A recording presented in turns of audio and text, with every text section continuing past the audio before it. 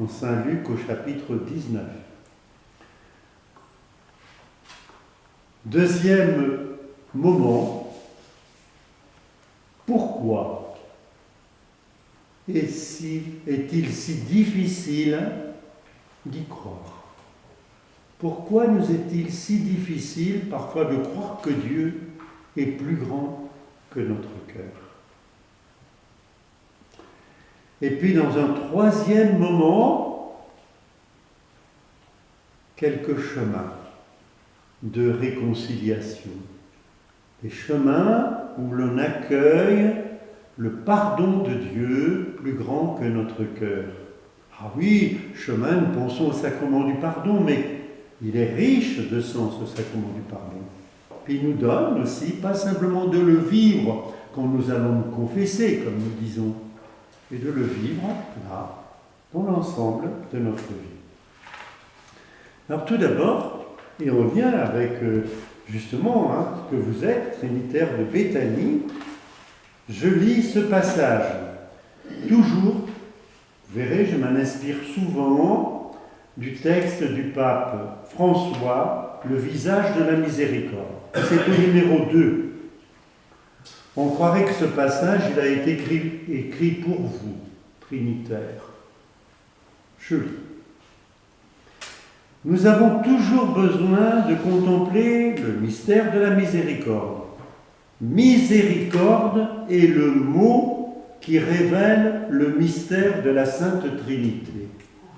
Miséricorde est le mot qui révèle le mystère de la Sainte Trinité.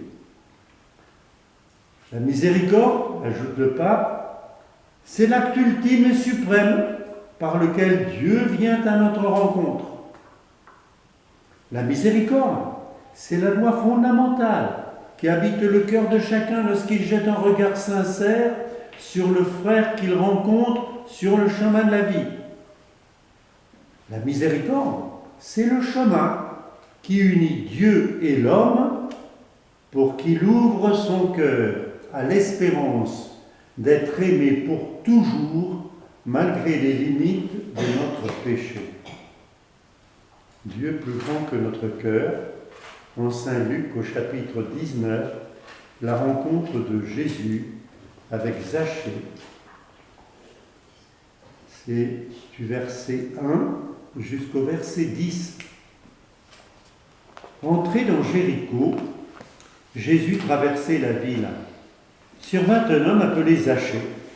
C'était un chef des collecteurs d'impôts, et il était riche. Il cherchait à voir qui était Jésus. Et il ne pouvait y parvenir à cause de la foule, parce qu'il était de petite taille. Il courut à l'avant et monta sur un sycomore, afin de voir Jésus qui allait passer par là.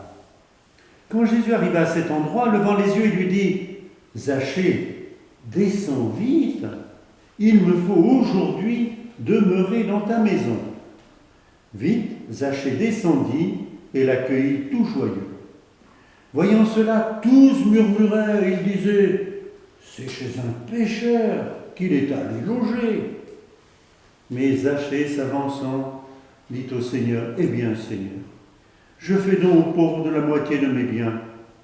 Mais si j'ai fait tort à quelqu'un, je lui rends le quadruple. » Alors Jésus dit à son propos, « Aujourd'hui, le salut est venu pour cette maison, car lui aussi est un fils d'Abraham.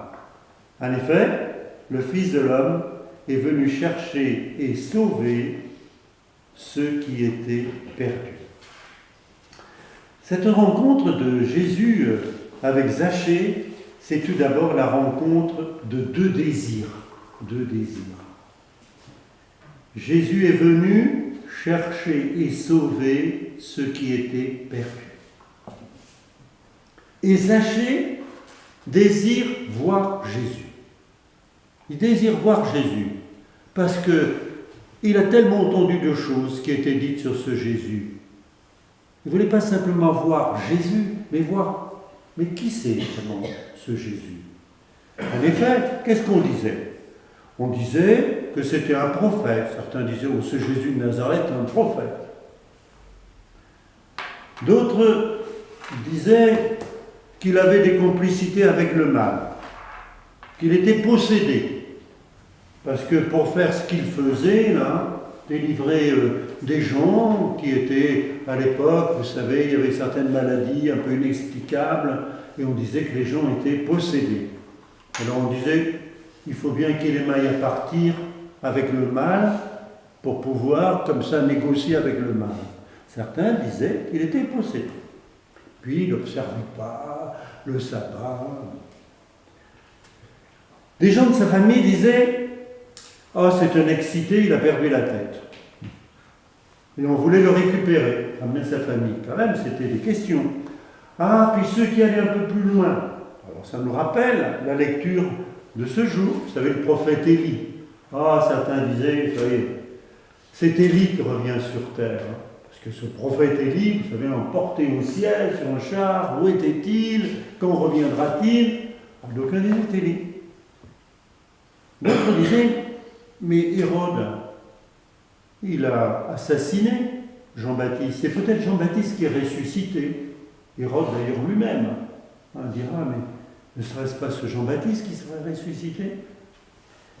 Et puis, tant et tant de choses qu'on pouvait dire de lui. Et Zachée cherchait à voir. C'était son désir. Voir, voir. Alors, c'est toujours très important aussi, quand on lit l'Évangile et les rencontres, de voir ce jeu des regards. Ceux qui regardent et la façon dont Jésus regarde. Mais Zachée, il est tout petit. Alors il faut qu'il trouve quand même un peu un endroit, un point d'observation. Alors il monte sur un sycomore. C'est pas très haut, un sycomore. Enfin, ça lui permettait de dominer un peu la foule. Et Jésus, lui, il passe. Quand Jésus arriva à cet endroit, levant les yeux, il lui dit, Jésus lève les yeux vers lui. Il y a un très beau commentaire, là, d'un père jésuite, le père Claude Flippo. C'est un livre, d'ailleurs, que je vous recommande. C'est très court, souvent. C'est des portraits dans l'Évangile. Portraits dans l'Évangile, ça s'intitule. C'est d'un jésuite, Claude Flippo. F-L-I-P-O. Et il dit ceci. Deux regards se croisent et le monde bascule. C'est un renversement qui s'opère. Ce n'est pas le monde tel qu'on le perçoit généralement. C'est quand même Zachée, celui qui est à l'écart, chef des collecteurs d'impôts, et puis Jésus qui passe. Le désir, le regard, puis à la parole. Zachée descend vite. Zachée est appelé par son nom. Il se découvre ainsi aimé. Il se découvre rejoint au plus intime de lui-même, par-delà son personnage social. Et puis, cette parole, c'est une bonne nouvelle.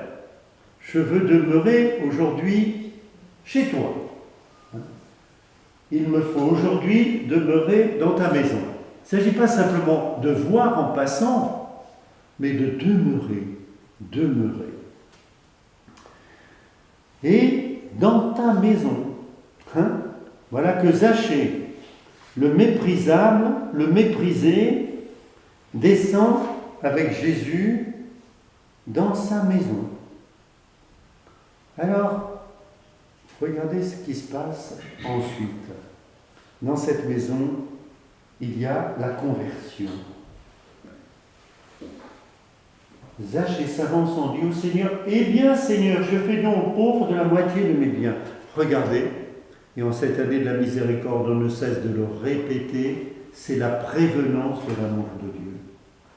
C'est Dieu qui nous aime le premier. Je citais hier dans la première lettre de Jean, voilà en quoi consiste l'amour, c'est lui qui nous a aimés. Je pense souvent, vous savez, quand on dit, quand on est, bon,